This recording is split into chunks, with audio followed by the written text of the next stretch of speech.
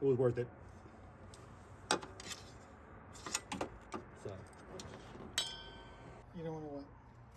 Hey, how's it going? Thanks for tuning in, and in this video we'll be going over how to replace the water pump in your FJ80 Land Cruiser. This is going to be a follow-up to the previous video that I did about how to replace your radiator, because you're going to want to do these things hand in hand. So the first couple of steps are going to be the same. Drain the coolant, remove the upper radiator hose, and in here I'm loosening the smog pump so that way I can remove the belt.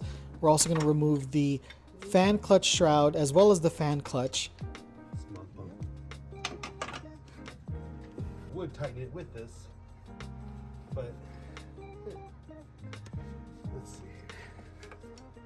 Didn't realize this until afterwards, but the easiest way to remove this belt will be loosening the tension on the power steering pump by adjusting this bolt. Okay. It would have just dropped it right there. It would have. Now we know. With the belt out of the way, now you have plenty of room to remove the fan clutch and the shroud. The shroud comes off with these two bolts up top. Now it's just finagling to come out. Ooh, fan clutch feels good. I would just give it a quick walk. We're gonna have to undo that as well. So the bracket for the alternator right here has to come off. Is it too late to turn back now, Miles? Okay, well, I tried. Time and effort. Next, you're going to want to undo these 4 bolts on the AC compressor. That way the compressor can get out of the way, but you're going to want to leave the lines attached. But also remove this harness here. To remove this one right here for the alternator. This one right here for this idler bracket, which I'm gonna drop kick someone at Toyota. I'm gonna have to move that back too now. God damn it, Toyota. The water pump hose.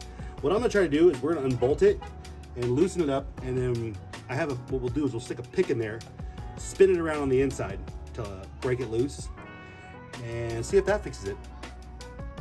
To give you a deeper look at it, you're going to want to undo the bolts right here. That's your first bolt.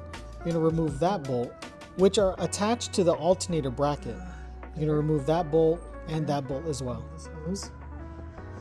Loosen that clamp back there, and then break the seal on this hose.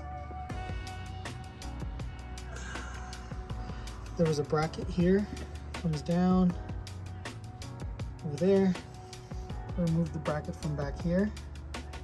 Loosen this bracket and swing it down. It's all caked up.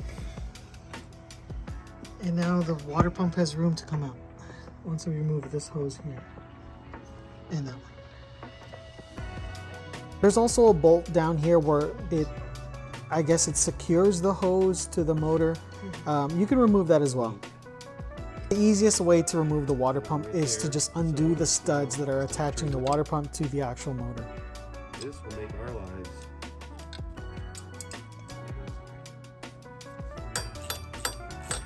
So you're pulling the whole stud.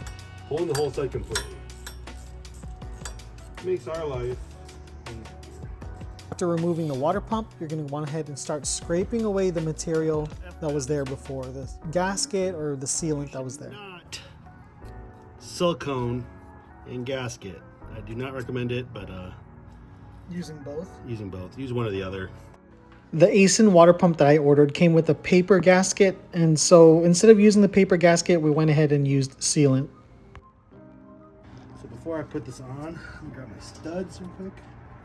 One's back on. And now with the new water pump installed, go ahead and start doing everything in reverse. Where did I? Oh, this one. Don't forget to install the new studs that come with the new water pump for your fan clutch. I was really surprised about it. Subscriber. It was Be sure to reinstall your AC compressor.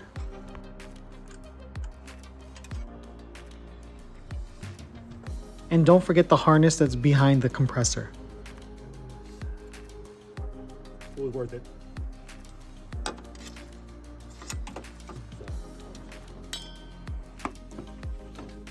A lot of shimmy, my flame has to come through.